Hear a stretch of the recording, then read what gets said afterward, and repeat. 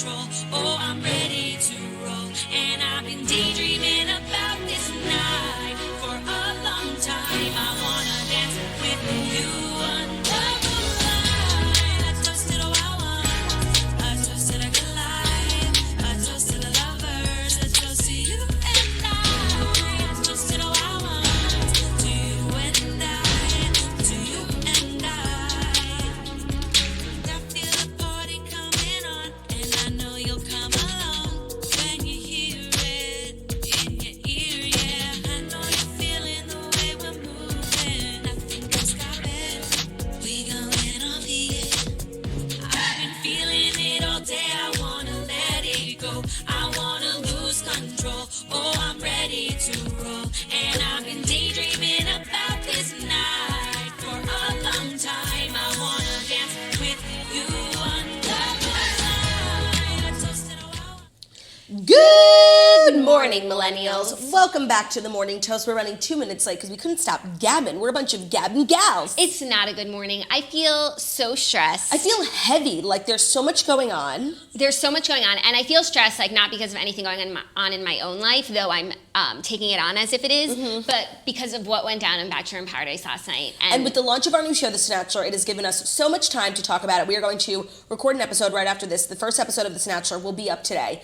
But we'd be absolutely remiss, devastated, and heartbroken if we didn't at least talk about what went down on Instagram last night here. We won't take up all your time because we know not everyone watches The Snatchler, but we will. The Bachelor.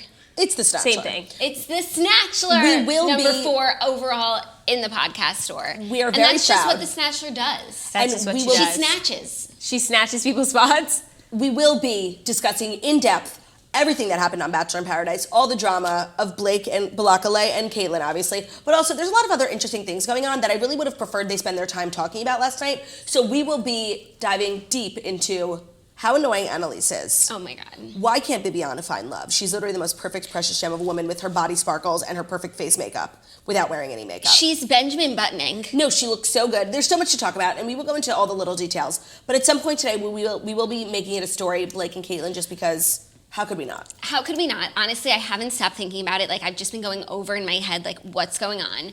I believe that my opinion is unpopular, maybe controversial.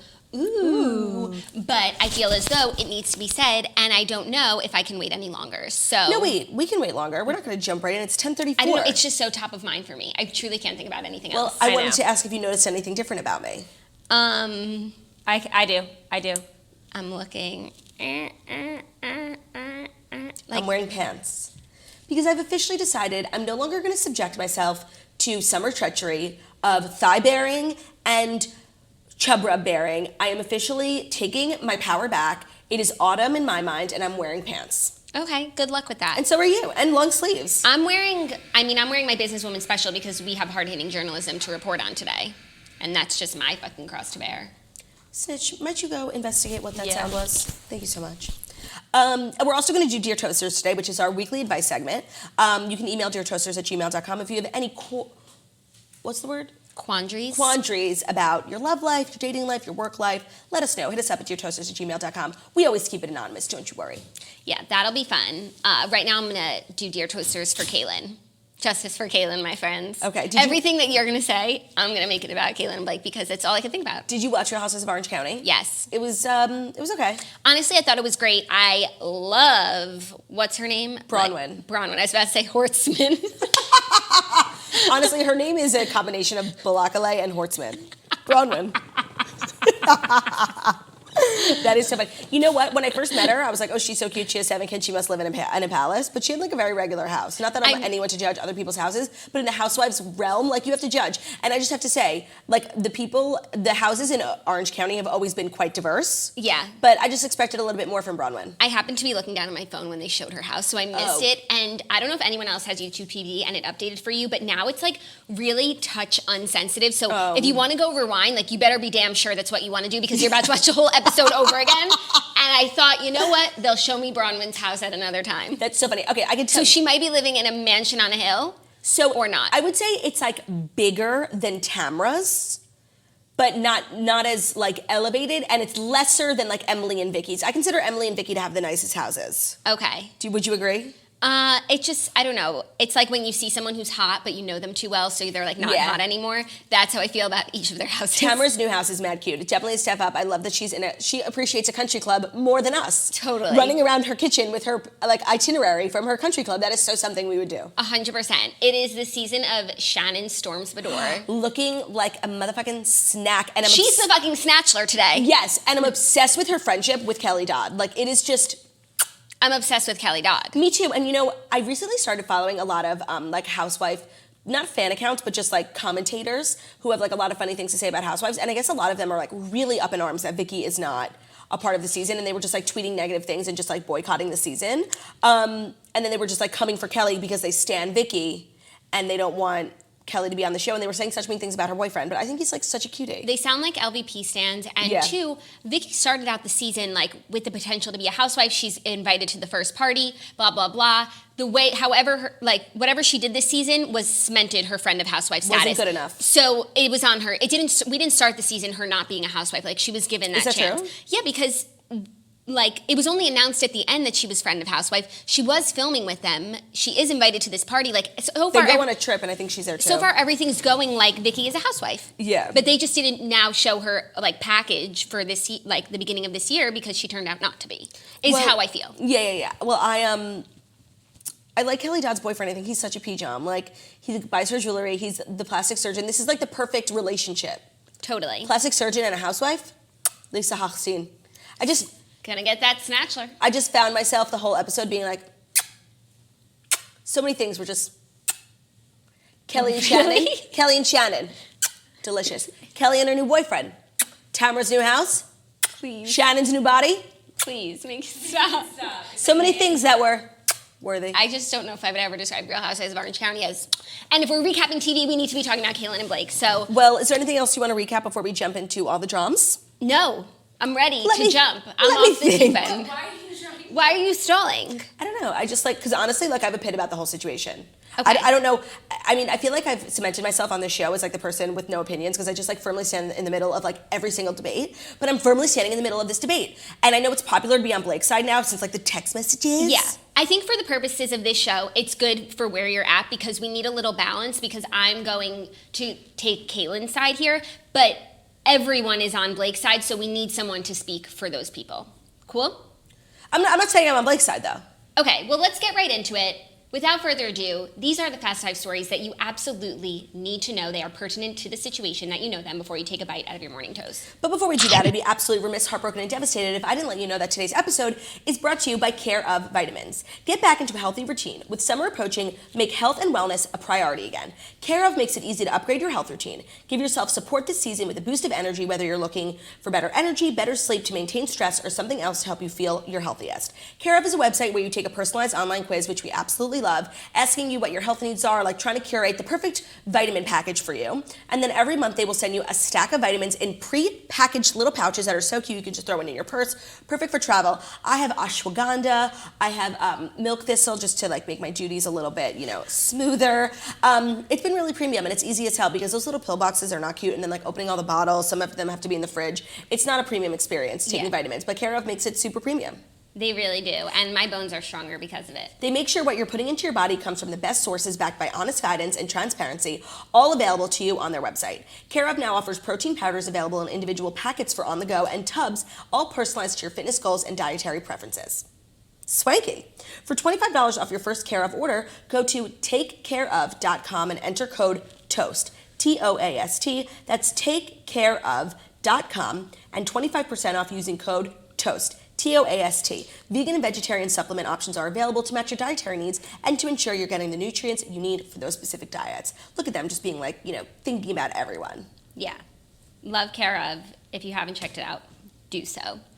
Now, it is time. Last night, episode 2, Bachelor in Paradise, aired. We continued on this Blake drama. He slept with 2 girls at Stagecoach. Christina comes in, takes him on a date. Turns out she's his worst nightmare. And can I just talk about something for a minute? Like, when I first found out that she was taking him on the date, I'm like, damn, I have no respect for this girl. Then she's like, I'm gonna plot. And I'm like, okay, whatever. But like, really, that's what you're going to Paradise for? To have a conversation you could have had at the beach? Like, why don't you use this as an experience to move past and evolve and be mature? But no, you're gonna like stay in your past and waste this great opportunity. It could have been a great date with someone. Yeah. And it was a waste of a date, but it was good to watch Blake be put in his place a little bit about the sleeping with two girls thing, which I agree with him. They're single, and it's not his best looking moment, but like he didn't cheat on anyone. Both girls wanted to hook up with him, whatever. And he was just being a fuckboy. And we got the iconic line from Christina, "Did you change your sheets?" Right, which honestly, great question, because definitely not. Definitely not. He was definitely staying in a rental. Like, they don't give you extra sheets. Like, they change them at the end of the weekend. That's disgusting. But I just have to say, as much as that conversation was like necessary, like they were talking in circles. They were not making any sense. Like Christina had so many things she could be upset about, and she like wasn't even. She was making no sense. Like the whole conversation was just like had so much potential to like really put him in his place, but like it didn't. All it did was let him know that like she was still mad. And that she knew. Right. And he already, like, before she even said anything, is like defeated. His name has been smeared. He's so upset. Like, he's only thinking about like how he's gonna look and not how he's affected other people, which I just thought was like a shitty way to handle it. 1,000%. And he said it more than one time in his confessionals, in the conversations, just being like, oh my God, like being obsessed with how he was gonna be perceived. And when you're on a TV show, I guess that's definitely something you have to keep in mind. But for that to be literally the only thing you care about is so shady. So shady. Then he comes back, and Caelynn's fine after crying in the corner for 2 days. She's finally ready to talk to him about how upset she is. And by the way, she was crying in the corner because she was like obviously like still upset about what happened. But I think what made it so much worse is that like she got there and they didn't talk. Like it's obvious that they have some sort of like deep-rooted history, and he was like ignoring her. Yeah, so I think everyone's focusing on the fact that they think that they hooked up at Stagecoach, which Caelynn really wanted, according to these text messages, and then he like hit it and quit it and wanted to like lie about it or something. But there's more to this story, and these screenshots I think are so unfair because one, it's 5 screenshots, select few screenshots out of months long of communication. Of a relationship. They were in, this is a problem now with Bachelor. No one knows how to define a relationship, and like no one wants to call anyone their girlfriend. But like when you're talking to someone every day, when you're hanging out with them, like when you can, when you're in town and you're hooking up and you're fucking, like maybe you're not boyfriend and girlfriend, but you are in some sort of a relationship. Right, and what those text messages didn't provide was any context, because he's really trying to make it seem like this was like a one-time thing, or like they didn't really have any sort of relationship, when we know for a fact that like there were months and months of hanging out together, being secretive like in a relationship, communicating like every day. And from what we know, it's starting to make sense because I guess they were hanging out and dating while Colton's season was airing. So that's why it was a big secret, because you can't be dating anyone when you're a contestant on The Bachelor and your shit is live, especially not someone else in Bachelor Nation. And Caelynn, I think, was definitely a contender for being the Bachelorette, so like they really had to keep their relationship on the DL. But what no one's talking about and what these text messages fail to include is that there was a full-fledged relationship going on for a very long time. And so by the time we get to Stagecoach, he's her ex, and she's drunk texting her ex. And like, first of all, such an invasion of privacy. Like, I'm firmly in the middle, but I just think like releasing someone's text messages when they're drunk, when you were in a relationship with them, is the biggest violation of privacy. Like, I would literally die if anyone saw my messages to Ben when I was like wasted. Like, either we're fighting or I'm being inappropriate. No. Like, I would die. That, or like to an ex, and if you're someone who's like judging her for these text messages, like I just really want to see your drunk text. But so like I can see how perfect you are. So first of all, him including that sex part was so inappropriate, and like I would die. Like, we get it, you had sex and she was into it. Like no one's asking you if she was like consenting to the sex. But what the text messages I did find to be particularly interesting, that really made me, and I like Caelynn, and like I actually feel bad for her, and I can imagine like all these people doubting her is like really triggering for her based on what she went through when she was in college. So I really feel for her, and I want to be on her side. But what these text messages, and I don't even think he realized when he posted this one particular part, was like, she came to Paradise like really upset over the fact that he made her keep it a secret, when these text messages prove that they both wanted to keep it a secret, which is not bad, but she shouldn't have like put her fork in the sand, or whatever the phrase is, on the fact that she was most upset that he made her feel like a dirty secret, when they both were cool to make it feel like a secret. Yeah, but if they wanted it to be a secret, he should have gone to Paradise and at least like said hi to her and acknowledged her and treated her like a human being, given that they were in a relationship. And I think that's what hurt the most, and that's why she's like sitting there sobbing, because she comes to Paradise, her ex is there, he's the king of Paradise, and she is the sorry people, and she just can't stop crying. And like, I don't think she's an actress, and if like she is, she's a terrible one, and her story, like everything is just messy. And I think if she were more calculated, it wouldn't be this messy. And I think taking 5 screenshots, and by the end of the screenshots where she was down for the lie, we don't know how much coercing and phone calls and all that happened between them before that made her okay to go and lie about it. Like, it's just this. is so fucking messy. It's so messy. And it's so lame of him to do that because honestly, by the time he put these messages on Instagram, I was so over this storyline. Like, cool, you fucked 2 girls at Stagecoach. Right. Honestly, we were at Stagecoach, and I don't know how he had the fucking time to even do that because we were with him the whole time. We kept running into him that we eventually just like became a part of each other's trips. Like the fact that he had time to like be so messy and fuck 2 different girls is shocking because we were literally with him the entire night. The entire weekend. Yeah, so that's maybe why I just feel like some type of way about this because not that it's like about us, but we are kind of adjacent to this situation, and it's because we were there and we were definitely hanging out with both of these parties. And he came on the show and like he is such a smooth talker. What all the girls are saying on Paradise, and when he came here, like I think everyone in the room like had a crush on him. Yeah. But I think after Stagecoach, like there was a little wheeling and dealing. Yeah, and you know what? Like I don't necessarily think you're a bad person if you're like fucking different girls. Like maybe, you know, he wasn't drowning in pussy before The Bachelor and like now he is and he wants to take advantage of that. And like Dean is a fuckboy, but like because he likes to fuck a lot of girls, that doesn't make you a bad person. No.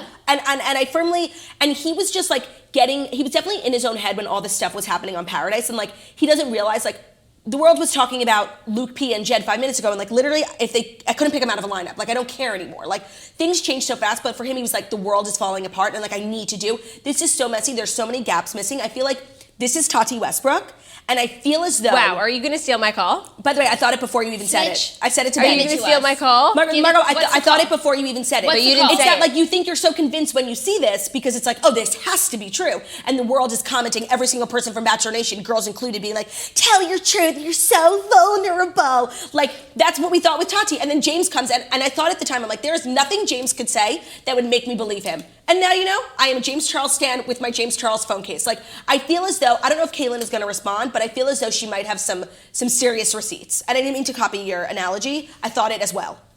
I said it to Ben, and he was like, what are you talking about? I'm like, just get away. Yeah, and I think everyone on the Bachelor franchise, especially in Paradise, you know, you never know how editing is going to make you look. Everyone goes through it. Everyone comes off badly at times. But to go so low as to find something that would make you look good, but make someone else look so bad. And like, if I were her, I would never fucking get drunk and text a person that I like ever again. Like, how, like, these are private messages. Like, I shouldn't be reading them. The Snatchler, where do you stand?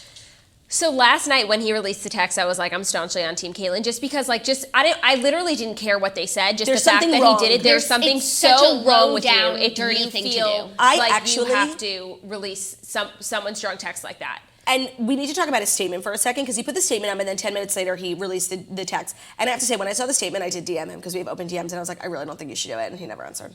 So last night you were on Team Caelynn. I was on Team Caelynn, and like, and obviously I'm really never on the side that Twitter is on. That's I'm learning that's just my cross to bear. But so then I was thinking, and it's like, okay, the problem isn't that they had sex at Stagecoach. No. Like, who cares? Honestly, Whatever. it's irrelevant.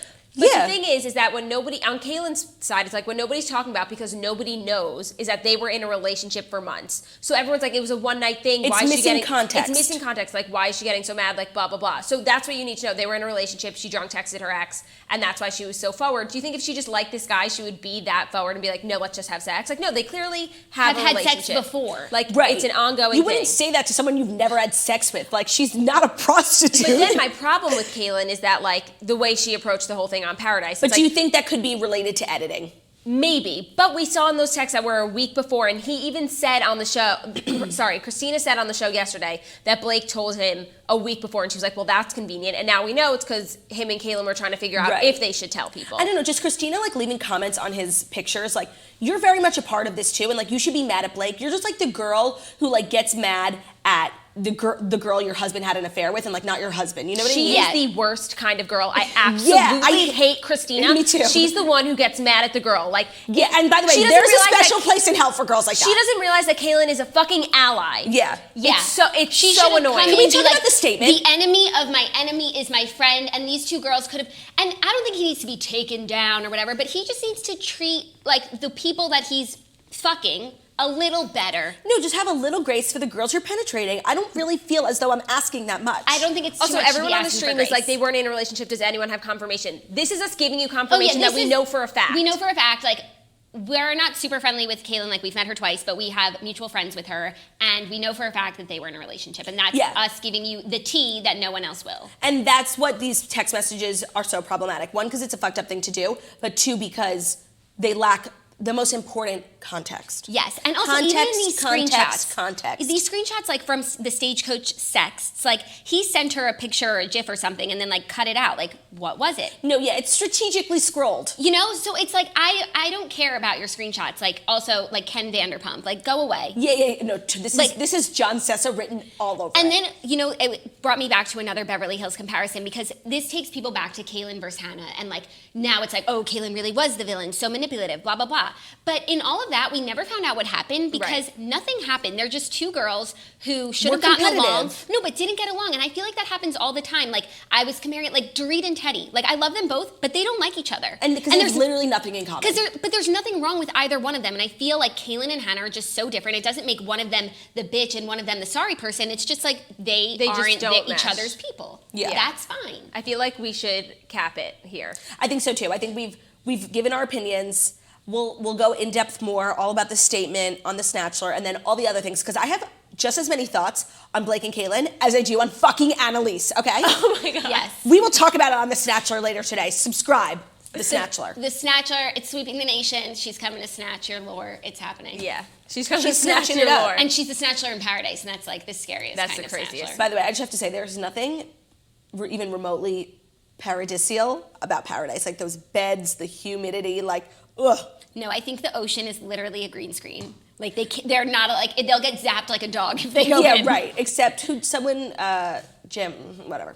Jim? Huh? Someone jumped in, like, and it was so uninspiring. But just to prove that it was a real ocean. Okay. At the end of last episode. I literally am like bursting. I'm so ready for the Snatcher recap. So everyone, it'll be up later today. Second story, switching gears. FX's next American Crime Story is about Bill Clinton's sex scandal. Waiting for like the theme of the new American Horror Story is like the most exciting time of my life, because you think like they couldn't do any better than OJ. And I actually firmly believe that no matter how many American Horror Stories we have, like OJ will always be the best one. And you think they're gonna do John Bonet, like the most obvious ones, but they always come up with the most creative. Like never in my mind did I think that Monica Lewinsky, the Bill Clinton thing, would be American, but they did it, and I'm so here for it. And Gianni Versace was amazing. This is a doozy, also because like for a lot of us who would be watching this, like we were so young when all this happened. Like I don't really know the intricacies. No, me neither, and I don't know. I actually, it's like for the OJ, it's like the same era as OJ, where Yes. it's like we grew up with it, but we weren't watching the news. No, and when we were on Access Hollywood, I turned on my TV. I was in a hotel room on tour, and they were like, "Your segment's airing tonight," and I was like, "Oh fuck yes!" And I put on NBC, and I guess like we got canceled or something because we were actually on the next week, but instead they played this Monica Lewinsky like hour-long special, and it was wildly interesting, like so many of the intricacies. And there was this lady who took things that Monica told her and released to the press, like so much drama that I'm actually really looking forward to this. And also the casting of Beanie Feldstein as Monica Lewinsky is probably the most inspired casting choice of our generation. Also, what we didn't talk about is Queen Latifah being cast as Ursula in The Little Mermaid. Is that confirmed? She put it on her Instagram. Love it. Let me double check that it was Ursula who she's playing, but love it. I don't think it's Ursula, because I thought Melissa McCarthy. I'm looking it up, but I think Ursula. you might be right. No, but that was Yeah, she's in The Little Mermaid Live. ABC. Oh, cool. Oh, great. So now we have to go through this again. I just fucking love We have to go through this casting thing who's again. going to be Ariel in The Little Mermaid Live? Lea Michele? Woman, Moana. Ooh. The Cute. girl, yeah. But I just have to say, like, justice for Queen Latifah, like, everything she's in truly turns to gold. Like, Just Right, the best movie of all time. Barbershop, literally the beauty shop. Last Holiday. And Hairspray. Of course. And when she sings, like, she can do no wrong. So Hairspray Live not Hairspray Live. Little Mermaid Live just got so lucky. Yeah. Because it's going to be a hit now. Now a live program stands a chance. Yeah. But sorry, tell me more about American Horror Story. So Sarah Paulson, after winning a Best Actress Limited Primetime Emmy for her turn as Marcia Clark, will return to the anthology as Linda Tripp. I think that's the woman that you're talking about who Monica confided in. Yes. And ended up betraying her. Was it a betrayal, or she spoke up about the injustices? I don't know. We're going to find out. We'll see, Jackie. We'll see what the narrative they take is. They could be biased. You could paint it either way. Like it was a betrayal, or she was a hero. Okay. I have actually, like, I'm just asking a question. I really don't know. I know not. All I know is that there were cigars. she gave a blowjob, and like he put a cigar up. I don't know anything. And there was a blue dress, and it was like the fucking glove. Like, And the house was white. and the office was oval. Yes, I believe it was in the shape of not in a circle, but more like an oval. Beanie Feldstein will play Monica Lewinsky and Love it. Annalee Ashford as Paula Jones. Lewinsky will also be a producer on the limited series, so I guess we know what way side they're they're going. taking. Production begins on the Fox 21 Television Studios FX production in February. That's in forever, with the third season premiering Sunday, September 27th, 2020 at 10 p.m. I might have a child Why by is this then. news now? Okay, see you in a year. No, I honestly hate when people report on things like so early on. It's like, get me excited. No, I know, but then like time flies. But there is such thing as like too much momentum. Like you can release something, like the news about something so far in advance, like by the time it rolls around, like people are either annoyed or they just don't care. Like I feel like 4 or 5 months is like the perfect amount of lead time for a TV show.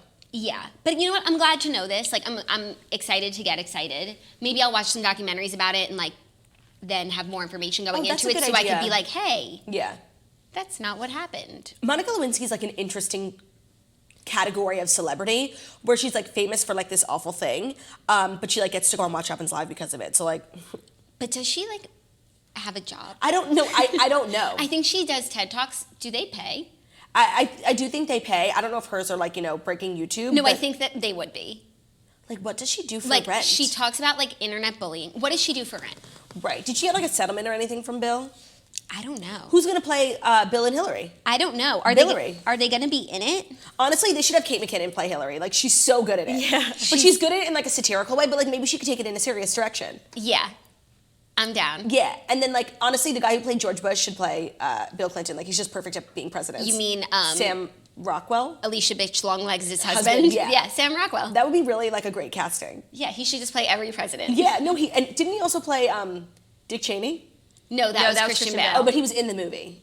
Yeah, that Yeah. was Vice. Oh yeah, as Bush. Yeah. But there was also a movie about Bush? No, okay. W, Josh Brolin. Oh, wow, so many Bushes. So much Bush. They gotta go to the wax. The wax. What are you? They gotta go to 50? European Wax Center. Just makes a joke less funny, Margot. Okay, next up, some fun news. Cameron Diaz has resurfaced in a rare interview. Quote, "I don't miss performing. I am living my life."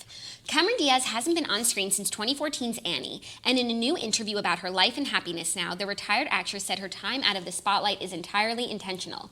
Quote, "I started experiencing fame when I was 22, so 25 years ago. That's a long time," Diaz, who turns 47 this month, told InStyle in a profile published online on Tuesday. "The way I look at it is I've given more than half of my life to the public. I feel it's okay for me to take time to myself now to reorganize and choose how I want to come back into the world, if I decide to. I don't miss performing." The 4-time Golden Globe nominee said she has some things brewing, but she's not ready to offer up specifics. Secret project? Ooh, we love Secret Project. Quote, "It's fun to just not have anybody know what I'm up to because my time is all mine. I'm not selling any films, and because I'm not selling anything, I don't have to give anybody anything. I'm not doing this anymore. I'm living my life." This is what happens when you have a good agent and you choose good movies, because Homegirl made $80 million with Shrek, and she don't have to work anymore. And you know what? Goals. But there's tons of animated movies that have done super well, and you can make the argument that they don't have to work anymore. Like, I'm sure Ellen DeGeneres, after being Dory, doesn't have to work anymore. But Ellen doesn't have to work anymore, and like they keep asking, like paying her so much money for one more season. Like, she doesn't have to work. She actually might like to work. Like,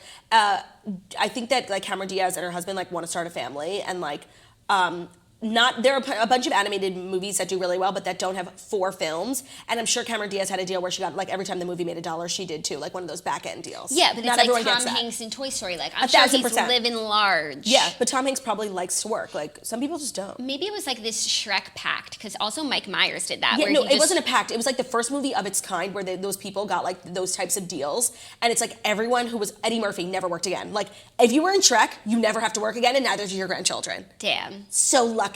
That's the dream. Did you see that Mason Who was Ramsey? Puss in Boots? What's his name? Antonio Banderas, I think. Is that the dad from Spy Kids? Yeah. He also doesn't work, but I think it was Spy Kids that did who that. plays Puss in Boots? That's Yeah, Vikings, you're honey. right. That's Megan Trainor's living large. Nice. What were we? Oh, did you see Mason Ramsey's? Yeah. Has a cameo in Angry Birds. How fucking cute. Also, Luke Combs is on the soundtrack. Like, how in tune is Angry Birds? I gotta go see it. No, I I know. see it. Like, his face is it or his voice? No, his voice. His voice, like he plays like the little one, like Angry the kid. Birds is such like a weird franchise. That was like a game that like now is $1 billion. They have like a theme park. Good for them. That is a dream. It is a dream. Theme park is a dream, Kimmy Schmidt. Oh my god, yeah. Did you finish Kimmy Schmidt? Yeah. No. Grenworld? What was it called? I feel you. Yeah, like I liked how I finished it ended. just because I literally had nothing else to do. Except it bothers me. It ended. Everyone is so successful, and it's like we just watch them slum it and live in the side of a boat for, I guess, like Yeah. on the street. Now and, I want to see them being rich. right. That's like, always what happens. I want to see Caelynn back on top with white talent. She's so funny. She's so funny.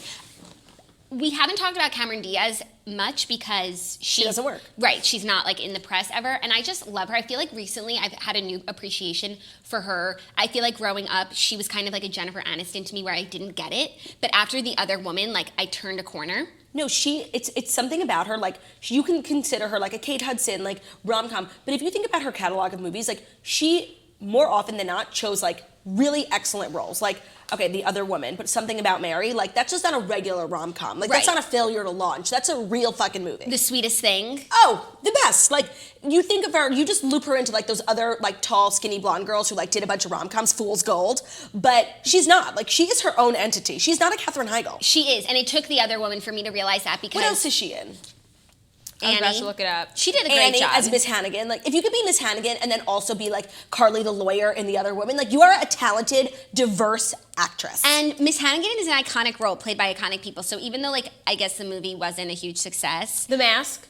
The Mask, The iconic. Mask. Who played Annie when she was Miss Hannigan? Carol, Kathy Bates played once. And then who played What Happens in Vegas? Charlie's Angels. Charlie's Angels. Bad Teacher. Oh my God, it's the best movie of all time. I think I might love it more than The Other Woman. That's what I think that was the first one where I was like, oh my God, this movie's iconic. And every time I watch it, I want to be a teacher. Who played Miss Hannigan when Quvenzhané Wallace was Annie? Cameron Diaz? Cameron Diaz. I need to rewatch that movie. The Holiday. My Sister's Keeper. The Holiday. My Sister's Keeper. That movie was so sad. I'm shook, y'all. Yeah, no, like, there's something really, like, she's like an oversight because you kind of just loop her into this, like, rom-com, stupid movie, like, genre, but she's not. Like, she is, like, really fucking talented, and now I know why she's in retirement. Homegirl's fucking rich. Oh, so then I went down this hole a few months ago where I watched Bad Teacher and I was like, I just need to watch anything with Cameron Diaz. So then I stumbled on this movie called The Gambit with this guy who looks like Mr. Darcy but isn't him. Okay. Hugh, you know him. Grant? From Can I see? he looks like Pierce Morgan. I always confuse the two of them. Jackman. That guy. Colin Firth. Got it. Oh, I love him. So it was like the dumbest movie ever, but I quite enjoyed it. So like even her mistakes are fun. So now I'm just happy for her. Like, she really... Carol Burnett Whatever. was Miss Hannigan. Now I got that- Carol. Now that you know, like, she really worked did so many movies over the course of 25 years, like, she's fucking tired. Yeah. And I think she really is living her best life, and whatever she does next, I can't wait to see it because I like her taste. Agreed. And she has such a normal life, like she's living the dream. And, like, she's so rich. Her, With a I normal just looked it up. life. Her net worth is 140. Nice. 180, something. And, by the way, she gets to hang out with Nicole Richie because they're married to brothers. They're sisters-in-law. Cute. Do you think they ever hang out? Nicole Richie's, like, always Instagramming. I feel like I would see Cameron Diaz in the background. Interessant. Cameron is married to Benji. And Nicole is married to Joel. And their mom is Steve. Their dad is Steve. Whatever. Oh, actually? Yeah. Wow. The Madden family. And so, like, who's richer? I don't know. Those are the best types of relationship. And, like, you don't know who's richer, but, like, it doesn't matter. Yeah. Nice. Like who's richer, Nicole or Cameron? I really don't know. Because Nicole's got that inheritance money. I know, but I think Cameron. I don't know. Because Nicole has to split it with Sophia. Yeah, and I think they have another sibling. Okay. Yeah, definitely Cameron. Okay. Next story, major beef is brewing between Charli XCX and the Swifties because she apparently dissed the Reputation tour. Basically, she did an interview with Pitchfork, like, asking what it was like to, like, be on this mega stage, stadiums all around the world, sold out every night. And basically she was like, yeah, I was, like, grateful for the opportunity, but at the end of the day, like, I kept feeling like I was going on stage and performing to 5-year-olds. Which, as a 25-year-old Swiftie, that might be the case because I can guarantee you nobody showed up for Charli XCX. So maybe it was 5-year-olds, like the people whose parents had to take them. But, like, what an insult. They had to go home before their curfew. Yeah, like, it was please. like American Camper. Like, Yeah. I barely showed up for Camila Cabello. You think my fat ass is getting up even earlier to go to Charli XCX so I can hear one song that she made 10 years ago? Like, I'm good. But what she was trying to say is, like, and just going on those stadiums where, like, literally nobody knew who I was really cemented for me that, like, I much prefer to be this, like, underground artist playing in, like, packed, tiny venues. I'm like, yeah, spoken by someone who could not sell a ticket if her life depended on it. It's like, no, I prefer making less money and being less famous. Yeah, sure. But now the Swifties are up in arms, like, A, biting the hand that feeds you, and B, like referring to us as 5-year-olds when like Taylor's been around for 10 years, so like Swifties have to be at least 15. They have to be at least 10. Yeah, you know what I mean? Like, it's so stupid. But just like, what a slap in the face. Like, I'm sure like those coveted spots, like look what it did for Shawn Mendes. Like, that's a coveted opportunity, and like just to take a big dump on it, like, okay, piece of shit. I just have to say, like, I could have told you that this was not a fit. The right fit. I couldn't agree more. I'm pretty sure we did say that. We did. And Taylor was just like trying so hard to like make Fat Chap, and I think she really wanted to have an all-female roster. I think she had to have like pick someone from her label. Like, I'm sure it was slim fucking pickings, and like Charli XCX was literally the only person available because, like I said, she's not successful. Okay, and apparently their dad is not Steve Madden. What? That can't be. I knew that couldn't have been right. Joe Madden. Jackie, it's 100% true. I know, but like, now I'm doubting. Okay. Jackie's Googling. Roger Combs. I can't. Maybe not. I thought their dad really was Steve. I thought no, so they too. have 3 children: Jack, Stevie, and Goldie. Okay. Fuck. Yeah. Wonder if Goldie Madden's a toaster. Oh my God, and the Good Charlotte of it all. That's Yeah. their band. Wow. Love it. Okay, Back to this thing. This just makes Charli XCX like look like, regardless of like Taylor being involved, like who would ever want to work with her now? Like, she's just gonna like take a dump on opportunities that she's given and be like, okay, good luck with your underground artist vibe. I won't be listening. Thing. At what point, like, she's had every opportunity, really, like The machine has tried so hard for every her. award show, like every campaign, you know, everything. At what point do the people like in the conference room upstairs just say, Move on. like, we're not going to put any more money into this? That's a great, like, I don't know who her label is, but I can't imagine they're making like an amazing return on her work. So that's an interesting question. At what point, like, I feel as though the people working on Meghan Trainor's label did recently make the decision that they were gonna just really tout her out as like a celebrity, not like a performer. Yeah, no, they were going to pivot. And I think they're doing a good job. She's like an influencer now. Yeah, and she was on the 4. And like, that's interesting. She is a songwriter. She went on Songland and she represented herself really well. She has like, now I'm like invested in her and Junie's relationship. Like, I'm more, like, I look at her now as like an influencer that I follow as opposed to being a singer because her music just didn't do it for me or the American people. You know what I feel like happened? It's like she was climbing, and they were like, you know what, we're just gonna decide that she's made it. And we're gonna treat her like she's made it. Yes, because like you can only get like a job on like a singing show if like you are when you're a established. success. Yeah. So I feel like they could have done this with Charli XCX where they put her on the 4 and we're like, oh, I guess she made it. But I'm so glad that they didn't. No, I know. Like Meghan Trainor, as much as I'm not like here for her as a performer, like she actually has a really impressive songwriting background where she like has written a bunch of hits that like people might not know about. So she is talented. And even if you don't like her songs, like All About That Bass was the #1 song. It was like the Old Town Road of its time. And by the way, it was a good song. It was annoying, but like that's an accomplishment to get a song that's that popular and really galvanizes the people. And while Charli XCX did have that, I don't really attribute the success of Fancy to Charli XCX. I honestly didn't even know she was on that song. On the song? Yeah, Yeah, that's she sings her the one chorus. song that people know. But No, Iggy Boom is, Clap is her song that people know. And it was in all those movies where The teen everyone, movies. Shailene Woodley movies. Fault in Our Stars. And she was just riding that Boom Clap well, wave. she was also in the Fancy, which probably gave her the opportunity to release Boom Clap. And Iggy Azalea made Fancy what it was. The music Of course. video. Cher Horowitz made Fancy what it was. So true. So true. But I do feel as though like Charli XCX has done well for herself. Her song Boom Clap is in every single movie, like good, bad, She old, must be making new. royalties. So it is what it is. I think like she can go home, you know, and be happy with herself and maybe get a job in marketing. Yeah. I think that would be good for her. No, she should be performing in clubs. Like, that's cool. Yeah, no, but great. Have a good time. Like, if we were going to a club and we heard Charli XCX was performing, like, cool, that's the vibe. Let's get It's it. just so silly because, like, as a performer, like, regardless of how you feel about Taylor Swift, like, her fan base is so big. Like, wouldn't you even want a slice of that? Like, it seems like such a stupid thing to do business-wise. Yeah. Even if she did feel like she hated the tour, she felt like she was performing to 5-year-olds and she hated it so much. Like, why would you say that? That's just, like, bad business. Yeah, like, justice for 5-year-olds. Yeah. Yeah, You're the I'm one a 5-year-old. paying your bills. Yeah. Yeah. 5-year-olds are the best fan Also, base by to the way, have. if 5-year-olds are at your concert, that has to mean their parents are there, so you were also performing to adults. Yeah, like 50-year-olds. Arguably more embarrassing. Averaging out, you're performing to 25-year-olds. Isn't that what you wanted? Perfect. Okay, fifth and final story, a little biz news. Very excited. Sad biz news. Oh. Sears and Kmart are closing stores. 21 Sears and 5 Kmart locations are to close in October. Oh, I hope it's not the Kmart in the city. It's like such a great staple of downtown.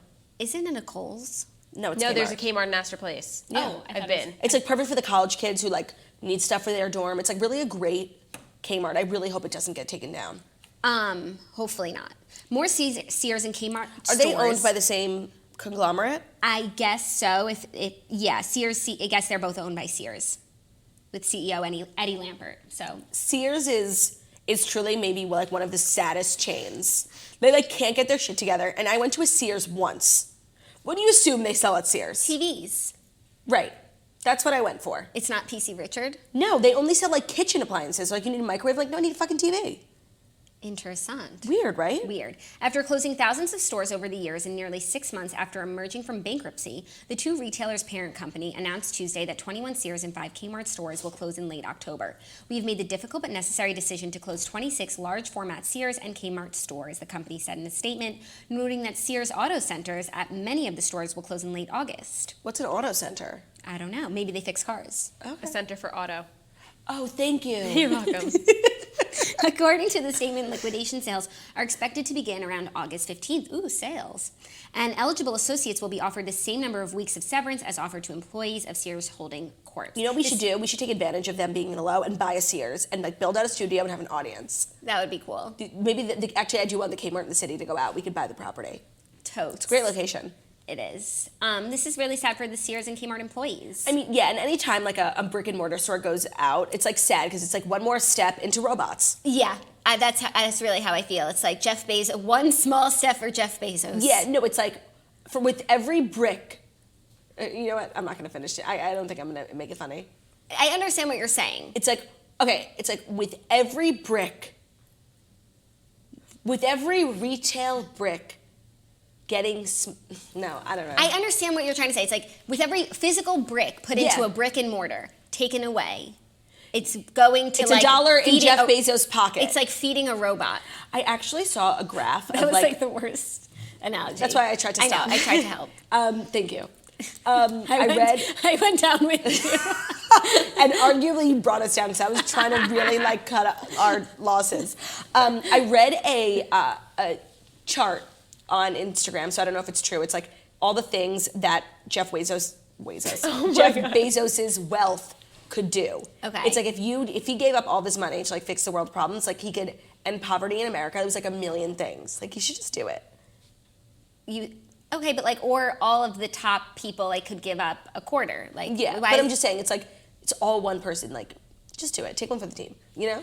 Yeah, and you know what? He'll like make probably like $5 million in a day tomorrow. Like he could give away all his money And now then live like, an average life. Yeah, and then like every day, I think I read somewhere he makes like a couple $1 million a day. So he could just start over. Yeah, I just think like it's something to think about. I'm just pitching it to Jeff. Like Amazon's only going to get bigger. Yeah, they should have Jeff Bezos on Shark Tank, but he Is might he be an too investor? big. But I don't know that he invests. Like he's the innovator. Oh, that's true. You know? Yeah. And he like buys companies for Amazon, but he doesn't like work on them outside. It's like, do you want to be a part of Amazon or Scram? True. Okay, was that the Fast Five? That was the Fast Five, and I do feel as though they were very robust. They were, and They I think were. it's also time for us to jump into Dear Toasters. Ah, love it. Dear They're good. Toasters, yes. There's 4 because one was short. Okay, thank you, Margot. Margot chose them, so she knows all your secrets because we keep it anonymous. DearToasters@gmail.com. If you're having any problems at work, your coworkers being mean to you, they won't let you finish your analogies, you email us. People are trying to fix the analogy. Okay, what are they doing? Hannah Lublite. Every brick that crumbles is another chip in a robot. Yes! That's okay. what we're Okay, Ashley Doherty. With every retail brick, someone's computer gets a click. Oh, that's Yes. awesome. Yes, that's really good. Thank you guys. Okay, so helpful. First, Dear Toasters, again, deartoasters@gmail.com. It's pretty short. Dear Toasters, so the girl I sit next to at work is driving me insane. She is so sweet and a great coworker, but I have a major problem with all of her constant mouth noises. Are you guys writing this? Did I write this? I have a major problem with all of her mouth noises. She chews loudly all day long. I'm not kidding. There's constantly something in her mouth. She goes in between smacking gum, crunching chips, loudly sucking on mints, and hard candies. There is not a minute that goes by without some form of loud mouth noise. Not only is it disgusting, but it is extremely distracting. How do I deal with this? I have made comments in the past about having a bad case of misophonia, and she said, oh my God, I know. Can you imagine just chewing so loudly? So clearly she did not take the hint. Please help. Okay, I struggle with this.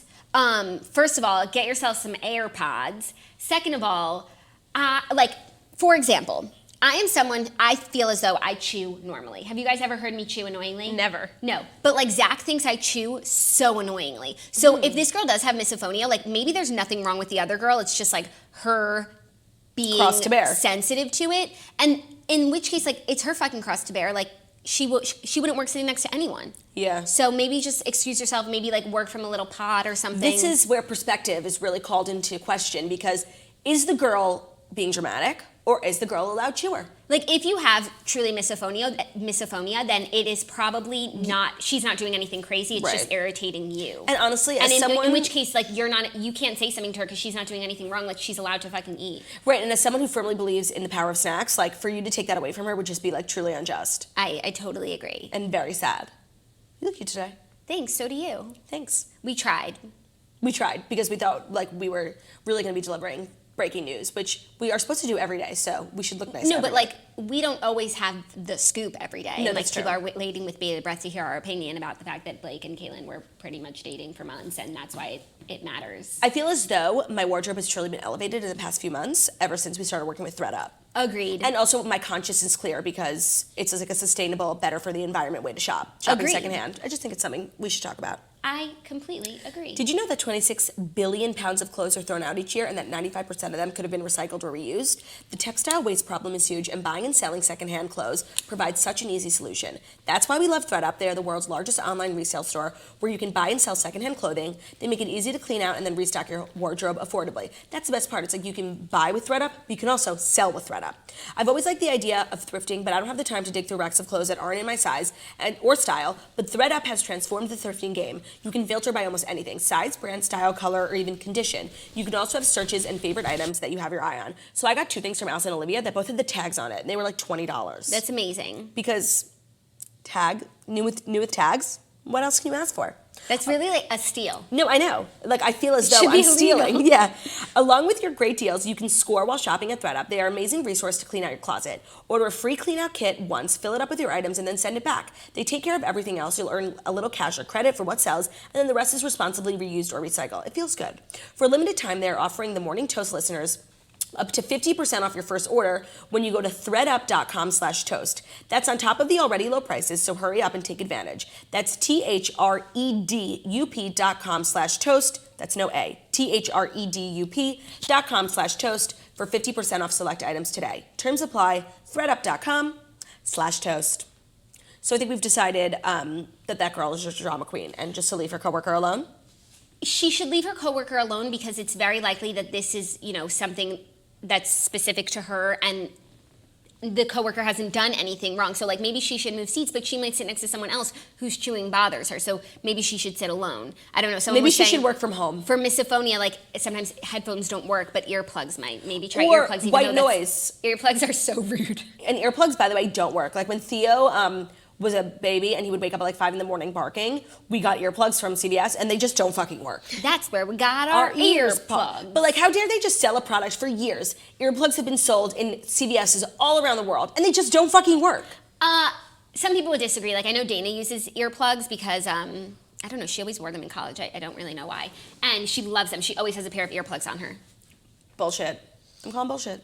Okay. White noise works. When I was an intern, there was this guy who he had huge headphones and he put white noise on and I could hear it. It was so fucking distracting. And how do you fucking even concentrate? No, but it's supposed to be better. Like it takes away all the noise. Or one of those things that's a noise what you wear on planes. That, Noise canceling earphones? canceling. What about that? It seems like there's plenty of options for this girl. Or maybe ask to move your desk and sit somewhere alone because you have misophonia. Yeah. It's a condition. HR has to let you move. Yeah. Okay, next one. Hi, ladies. I've been wanting to reach out for what seems like forever, but now seems to be the time that advice is pertinent to my situation. Well, you came to the right place. I have a coworker. Let's call her Jamie. Jamie's 20-year-old. She's an absolute darling. She's still in college with not a lot of friends, and I feel like I've taken her under my wing in the office. She's kind, funny, a damn good worker, and actually really beautiful. Recently, her and a friend of mine have been interested in each other and finally met face to face. This is my dilemma. I'm sorry. I'm sorry. Jamie is a girl? Yes. Okay. Did you think it was a boy? Well, here's why. I really can't say it. Jamie's a girl. That's what I thought. Yes, Jamie has a beard and a mustache.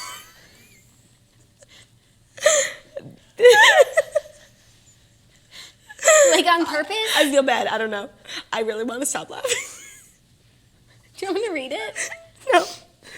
The hair is very dark, and there's a lot of it, but it's so thin, not puby. I just need to know if like this is a style choice on Jamie's part, or no one's told her like you need a wax. I don't think You it's can tell it's legitimate. never been tampered with. My friend, let's call him David, said something to me about it. He wasn't grossed out, just a little confused as to why she doesn't do anything about it. Jamie gets Brazilian waxes on the regular, so it's not like she's never dabbled in the wax world. I also know for a fact. Okay, so she's just a hairy girl. She's not like making us like this isn't, you know. I also know for a fact that this isn't some sort of Greatest Showman, like, born with a beard situation. I want to help her so bad. How do I get her to do away with the facial hair, or do I even bother? She has to know about it, right? She comes from a religious family who doesn't know she gets Brazilians, so could be why she doesn't do anything to her face. There's no judgment for me at all. I just want to help. Is this just mine, hers, and David's cross to bear? Help, signed, a loving coworker. I actually feel horrible for laughing like it's not funny, because that can be attributed to a million different things. It could be genetic. It could be like a hormone imbalance. Like I actually know a lot of people who have facial hair, and it's not a big deal, but there is something you could do about it. But yeah, the thing is, it's not a big deal. Most people like do have facial hair and they wax, especially like mustache. Excuse me, I wax my mustache once a week. Yeah, And if I don't, it's like thick and coarse and could be mistaken for a young prepubescent child, man.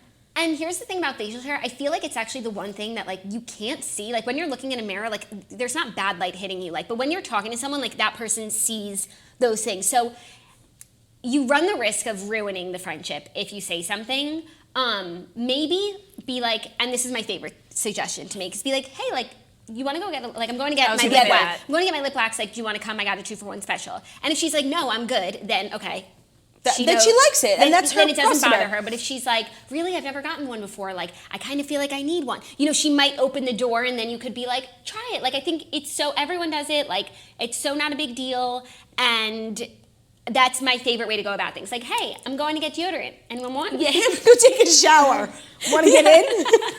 Or it's like our favorite thing. It's like we spray Listerine in our mouths and we offer to people around us because they have bad breath. Taking out a pack of gum with someone who has bad breath is the most genius thing ever. Yeah, but like now, when Snitch like takes out her Listerine and shoots me, I'm like, am I in trouble? No, then you get like super self-conscious. But Snitch is always taking out her Listerine. I'm just like, I can't with bad breath. Have She's you just that ever girl. taken it out because my breath was bad? No, I would tell you. I've taken it out because Claudia's. Every time you take it out, I ask you. Where were we where we took it out because someone had such bad breath? And they refused to accept it. Claudia, we were at Acme. Yeah, I remember who it was. Okay. I just want to apologize for laughing. Like, it's actually not funny. No, I wasn't And laughing It's at really the- mean. I wasn't I was laughing just at like the shook situation. because Jamie is like a gender neutral name, so I was like, maybe I'm thinking it's a girl.